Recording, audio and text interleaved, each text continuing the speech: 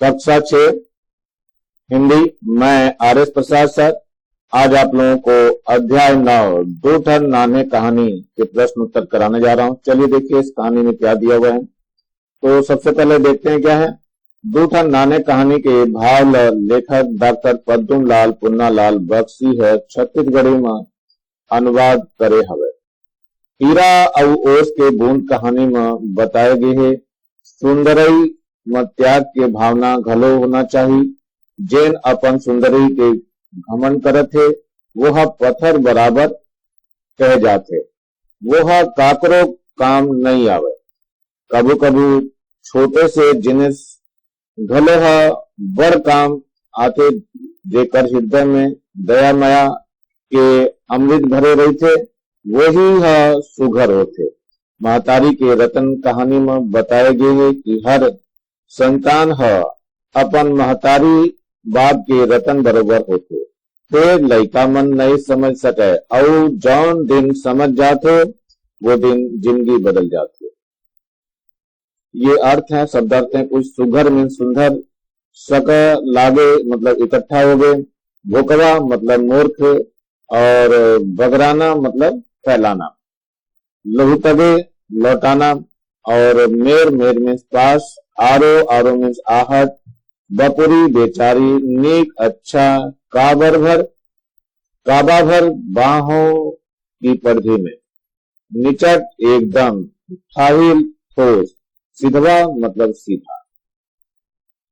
ये हीरा और ओस के बूंद की कहानी में चित्र दिखाया गया आप लोगों को। एक तरफ ये झिंगुर है और एक तरफ ये चिड़िया है, ओस की बूंदे हैं और ये आपका हीरा रखा हुआ है। इन दोनों को देख करके वर्णन किया गया है। चलिए देखिए, ये पहला है हीरा और ओस के बूंद। हीरा और ओस का बूंद की एक कहानी दी हुई है। हीरा जितना सुंदर होता है उतना ही महंगा होता है। ऐसे ही एक हीरा को जंगल में पड़े पड़े बहुत दिन हो गया था। चारों ओर घास के उगने के कारण उस पर किसी व्यक्ति की नजर नहीं पड़ी थी। वहीं घास के एक पत्ते पर ओस का एक बूंद बहुत ही सुंदर दिखाई दे रहा था। हवा में जब घास हिले तब ओस का बूंद मोती की तरह था। ऐसा लगता था जैसे हीरे और मोती एक ही जगह इकट्ठे हो गए हों।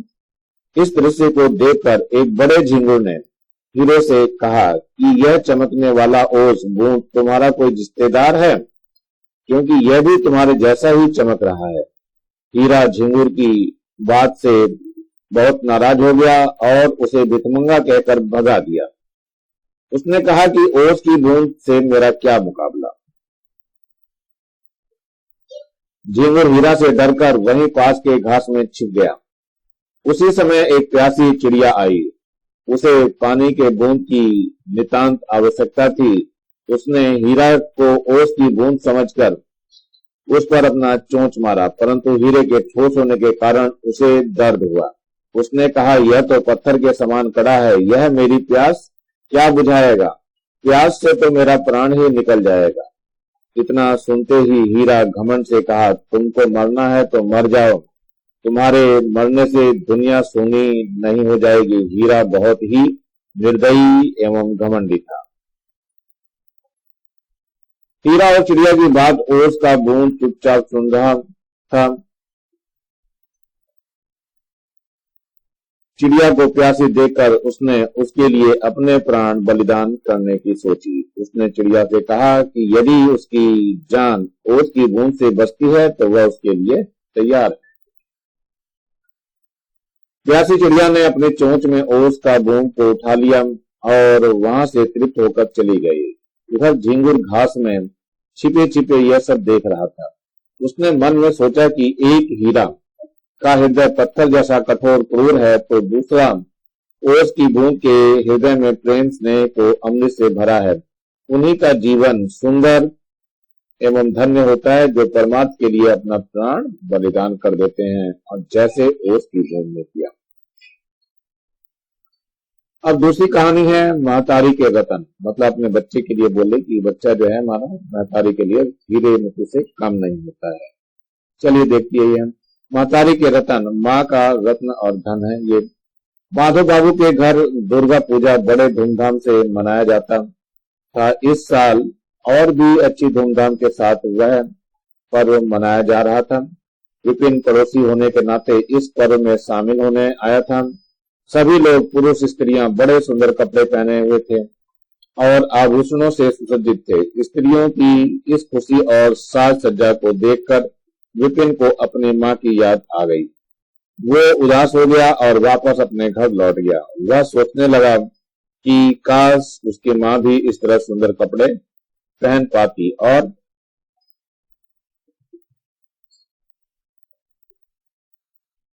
यहाँ शामिल हो पाती, लेकिन ऐसा हो नहीं सका क्योंकि विपिन के पिता की मृत्यु के बाद उसकी माँ ने ही गरीबी में मजदूरी करके अपने घर को और अपने बेटे को संभाला था। वहां उसकी माँ चूल्हे में बैठकर उसके लिए खाना बना रही थी। धुएं में व्याकुल अपनी माँ के थके हुए चेहरे को देखकर विपिन का मन और भी व्याकुल हो गया। वह नदी की तरफ चल पड़ा। वहां शाम के सूरज की पीली छटा देखकर वह सोचने लगा कि काश मैं आकाश में चढ़ पाता तो ये पीली सुनहरी किरण जो कि सोने को बोरे में भर कर ले आता और मेरी माँ की सारी गरीबी और सारी परेशानी मिटा देता। पर ऐसा संभव नहीं था। वह उदास होकर बैठा था। तभी माधव बाबू वहां पहुंचते हैं। वो विपिन से उसके लौटने आने की वजह पूछते हैं। तब वह अपनी गरीब माँ की व्याकुलता का व्याख्यान करने लगता है। तभी माधव बाबू हंसते हुए कहते हैं कि उसकी माँ के पास तो वो रत्न अर्थात धन है जो उसके पास भी नहीं है। विपिन को उसकी इस बात का पर आश्चर्य होता है और वह घर जाकर अपनी माँ से यह सवाल करता है तो उसकी माँ हंसते हुए उसे अपने सीने से लगाकर कहती है कि विपिन अर्थात उसका बेटा ही तो वह रत्न धन है जो माधव बाबू के पास भी नहीं है। अगर विपिन चाहे तो मेहनत करके अपनी माँ के जीवन में खुशियां ला सकता है। विपिन पढ़ लिख करके बहुत बड़ा अफसर बन गया, लेकिन आज भी वह से 3 साल पुरानी यह घटना याद है। चलिए देखते हैं प्रश्न उत्तर। हीरा ऊपर काकरो नजर काबर नहीं परिस। हीरे के ऊपर किसी की नजर क्यों नहीं पड़ी? तो हीरे के ऊपर काकरो नजर एकर सेती नहीं परिस काबर की ओकर चारों पुर कांच जाम हो गए रहे। हीरे के ऊपर किसी की नजर इसलिए नहीं पड़ी क्योंकि उसके चारों ओर घास उग गए थे। झिंगुर हा ओस के बूंद ल हीरा के सगा काबर कही थे। झिंगुर के ओस की बूंद को हीरे का रिश्तेदार क्यों कहा? झिंगुर हा ओस के बूंद ल हीरा के सगा एथर सेती कही थे काबर की ओस की बूंद ल घलो हीरा कस सुघर चमकत रहे। झिंगुर न ओस के बूंद को हीरे के रिश्तेदार इसलिए कहा क्योंकि ओस की बूंद भी हीरे के समान सुंदर चमक रही थी। प्यासे चिरई है का जनिस ल देख के खालेस उतरिस। तो प्यासी चिड़िया क्या चीज देखकर नीचे उतरी? तो प्यासे चिरई है हीरा ल ओस के बूंद समझ के खाले उतरिस। प्यासी चिड़िया हीरे को ओस की बूंद समझकर नीचे उतरी। चिरई है अपन चोंच ल ओस के बूंद समझ के मारिस त ओला का लगिस। तो चिड़िया अपनी चोंच को जब ओस की बूंद समझकर मारी तो क्या आभास हुआ? चिरई है अपन चोंच ल ओस के बूंद समझ के मारिस त ओला पथरा बरोबर लगिस। चिड़िया जब अपनी चोंच को ओस को बूंद समझकर मारी तो उसे पत्थर का आभास हुआ। ओस के बूंद हा हीरा और चिरई के बात ल सुन के मन में का विचार करते? ओस की बूंद चिड़िया और हीरे की बात सुनकर मन में क्या सोचती है? उत्तर है इसका ओस के बूंद हा दोनों के बात ल सुन के विचार करिस कि ओकरे जीवन और सुघरी हा धन्य है जैन मन कर के खातिर अपन जान ल त्याग देते। ओस की बूंद दोनों की बात सुनकर विचार करती है कि उन्हीं का जीवन सुंदर और धन्य है जो दूसरों के लिए अपना जीवन त्याग देते हैं। झिंगुर हा कांदी में सपट के कौन से घटना ल देखिस और का सोचिस। झिंगुर बाबू घास में छिप करके कौन सी घटना देख रहा था और क्या सोचा। झिंगुर हर कांदी में सपटे सपटे हीरा ओस के बूंद और चिड़ई के घटना ल देखिस तो सोचिस कि एक झनके यानी हीरा हृदय ल पथरा बरोबर कठोर है, तो दूसर के ओस हृदय मया दया के अमृत भरे है। झिंगुर घास के पीछे छुपे छुपे हीरा और ओस की बूंद और चिड़िया की घटना को देखते हुए सोचने लगा कि एक का हृदय पत्थर की तरह कठोर, जबकि दूसरे यानी ओस का हृदय प्रेम और दया के अमृत से भरा है।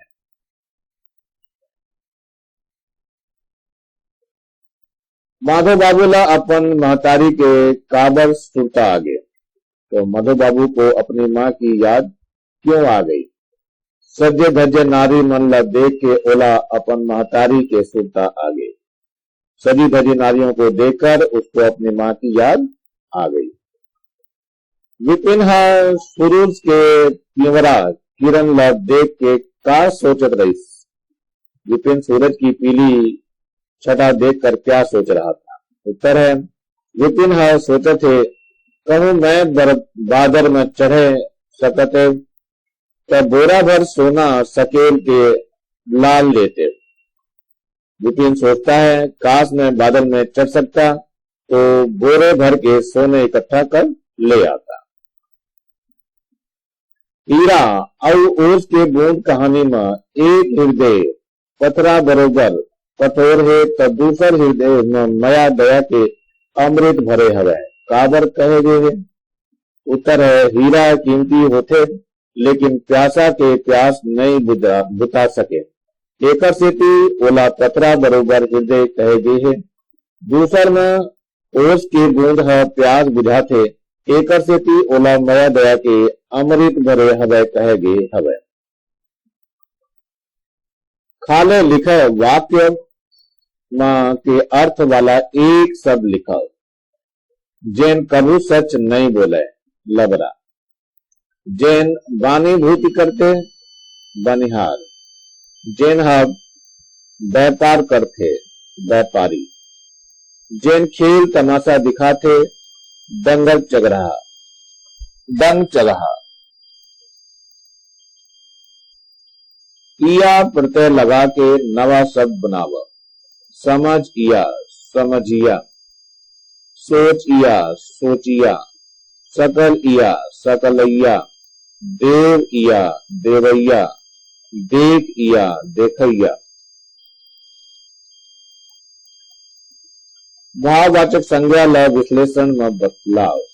तो भाववाचक संज्ञा ये है और विशेषण ये है।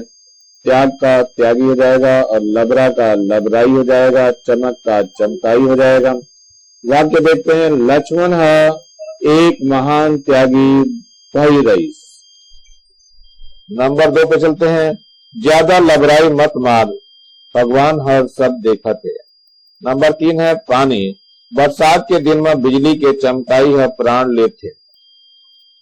इसी के साथ ये लेसन समाप्त हो रहा है बच्चों। नीचे ये लाल रंग का बटन दिखाई दे रहा है, इसे दबा के सब्सक्राइब कर लेंगे और मेरे चैनल को लाइक करेंगे और कमेंट जरूर करेंगे। आप लोगों को कैसा लग रहा है और कौन सा लेसन आपको बना के देना है वो भी आप बताएंगे और ज्यादा से ज्यादा लोगों को शेयर करेंगे जिससे ज्यादा बच्चों को फायदा हो सके और अपनी कॉपी कंप्लीट कर सके। नीचे बेल आइकन है यानी घंटे को दबा लेंगे जिससे कि मैं नया वीडियो डालूं तो उसका आपको नोटिफिकेशन मिल सके। Thank you, have a nice day. इसी के साथ मैं आर एस प्रसाद सर आज का वीडियो यहीं समाप्त करता हूं।